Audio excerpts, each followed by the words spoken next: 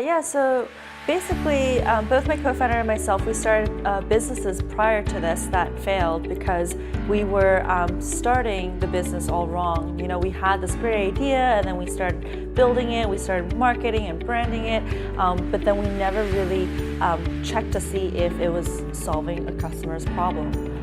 So when you're starting off, you think you have this great idea, but the first thing you need to check is you need to understand who is the customer. Who is the customer, and then what is their problem? What's the problem that you're solving for this customer, and is it a big enough problem for them to want to pay you for it? You know, a lot of people might be thinking, oh, I would have to quit my job in order to start this company, and then where would the funding come from? And that's, you know, a hesitation for a lot of people. But really, if you're solving a big enough problem, customers pay you.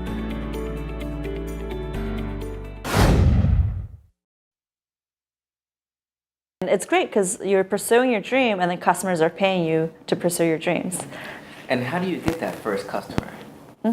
Well, this is what the workshop's all about. So at this workshop, we teach people how to get that first customer. So basically, it's all about getting out to real people who you think are going to be your potential customers, interviewing them, and then once you find that you are onto something where you're saying, oh, this is a big enough problem, they actually have this problem, they've been trying to solve it themselves, and they're looking for better solutions, then you're onto something. Then you can say, hey, well, how about this, what would your ideal solution look like? And then they can start like describing that, and they can say, hey, well, actually, we have this service where, if you pay us a certain amount, we can deliver that solution for you. And then there you go. At this point, they will be so grateful to you for solving their problems. And then they'll be like, here, take my money. That's amazing. And you've been doing this for 7 years now. And 7 years is a really long time.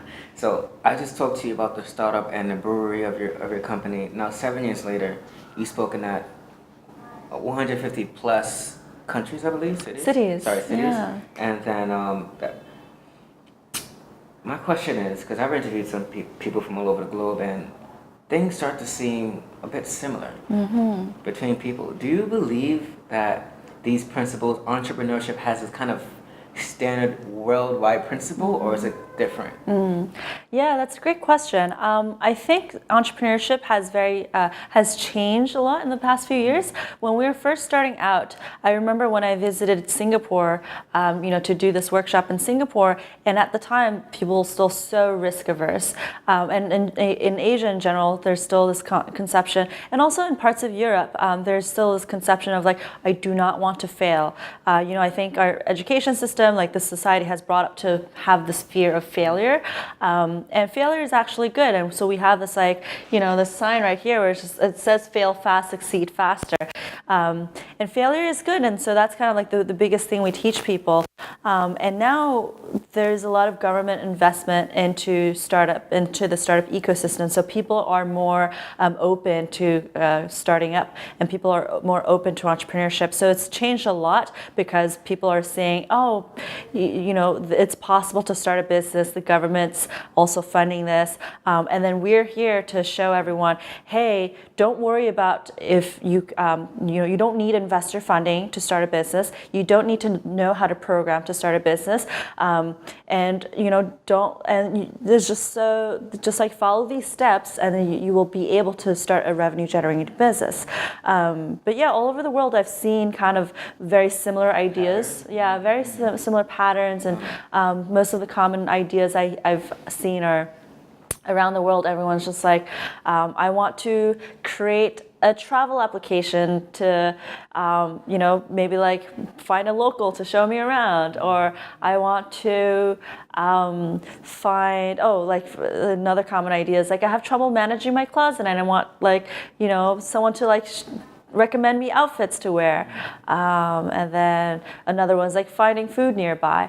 But I think at this point, what my next mission is, so like over the past few years, I've been helping people like start businesses and realize that they have the potential to start companies, and I think the next mission is helping people So I guess like twofold. So in rural areas, be more entrepreneurial, so that if they are like in a farming village, they realize, hey, I'm able to just like problem solve and create new opportunities in my own community, and then also helping people solve more impactful problems. So again, I think so far the people who are drawn to entrepreneurship are, still, well educated, and first-time entrepreneurs, a lot of the problems that they're solving are very limited to their worldview, to like their environment. So they're not really aware of like bigger problems to solve for around the world. So I want to be able to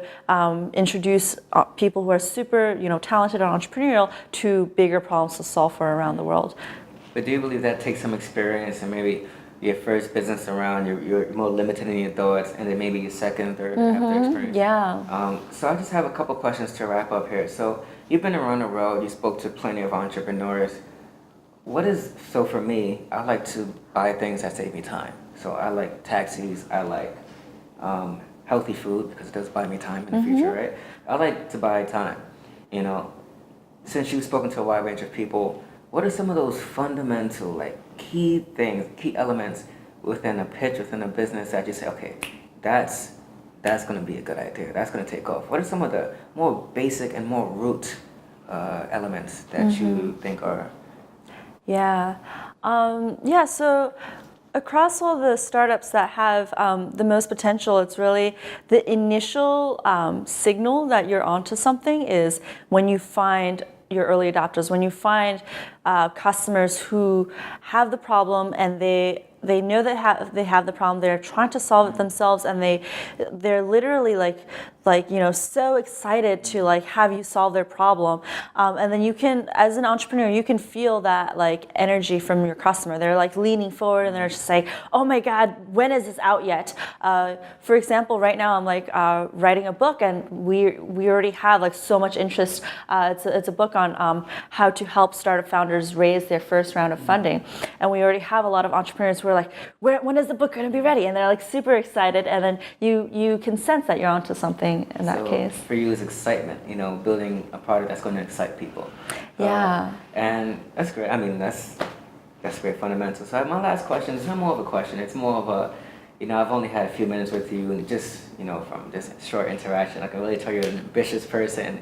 You've got it. You're driven, and you've achieved a lot. So, what do you want to be your legacy? I know it's very hard. I mean, it's very long. But this is a great organization. When it's all said and done, you're like, I want people to remember me by this. Yeah. What is that legacy? So for me, it's always been two things. It's the first thing is I hope my work, whatever I do, inspires other people to pursue their dreams and live a creative, impactful life. And then personally for me, I love to create experiences and products that that connect with people. And really change the way people think about how they operate, how they live their lives. Thank you, Grace. Appreciate it. Last question. Shanghai in one word. Well, I'm gonna have to say New York City on steroids. It's so fast-paced. That's so American. You say it forward. Thank you so much. Thank you for watching the video. Be sure to subscribe, and there's much more videos here. See you guys next one. Cheers.